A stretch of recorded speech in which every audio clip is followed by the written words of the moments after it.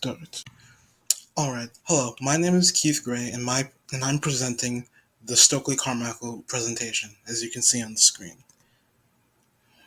My thesis is, as Stokely Carmichael, or Kwame Ture, later in his life, became an important civil rights movement figure, our memory and the way we present him when we speak of him or write about him has become inaccurate and flawed due to the motion or lack thereof we as the American public had of him at the time. During Ture's life in America, specifically during the civil rights movement, it would be accurate to say that he wasn't very outstanding compared to the rest of the civil rights figures and leaders at the time. Like he wasn't as outlined. He didn't act out as much as they did in a way, in some sort of way. He was part of the Freedom Rides and was jailed there along with a lot of people. He worked in CORE and worked with Southern Democratic parties to try and get them to act in favor of the civil rights, which did not work.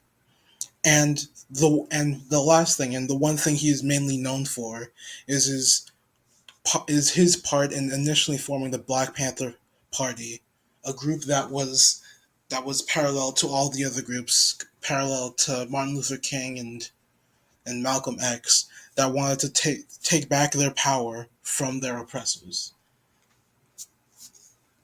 Compared to that one was far more well. He was far more well known for. In fact, it may very well be the only thing many people know him for, or at least speak about him in reference of.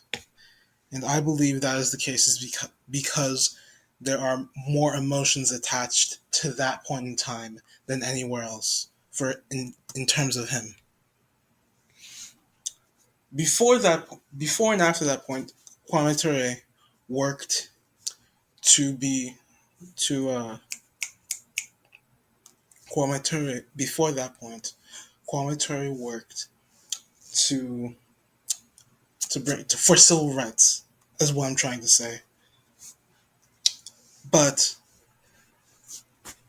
he also went through a lot of months. He went through a lot of growth throughout his years of work. After he had formed the Black Panther Party, as he continued to work with a bunch of other civil rights organizations, in his mid-20s, he realized he wasn't prepared enough, he wasn't experienced enough, he wasn't capable enough to continue as he was doing with the responsibilities he had, and so he he packed everything up. He removed himself from those organizations, and he left the country. For a lot of people, that's where his story ends. That he did one interesting thing and then fell off the face of the earth. It's not, and that's not because his actions weren't well documented. It's not that people didn't. It's not that no one knew where he went.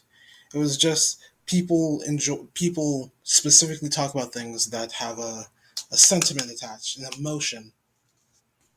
And despite all of that, and despite all the things he's done and will continue to do, there was not anywhere near as much emotion attached to all of that compared to what he has at this point, what he had done. So, oh jeez, what he had done. And so as he went on, he got more and more involved in worldly politics. He moved to Ghana, where he met the president of the country, who was a great inspiration to him, and eventually became his secretary of that entire country, and began working around the world to bring civil rights and bring oppressed people up. But most people won't talk. But the American public, face gone, erased, like he never existed. And that was because to them, the work he did outside of the country wasn't important. It didn't provoke any emotion to them because those people weren't people that they knew. It didn't affect the things they did. And so that is why I believe that the emotion attached to his actions is what emotion attached to his action is what causes him to be remembered, and the reason he remains on the vast majority of all his efforts remain unremarked is because to us they weren't remarkable whatsoever.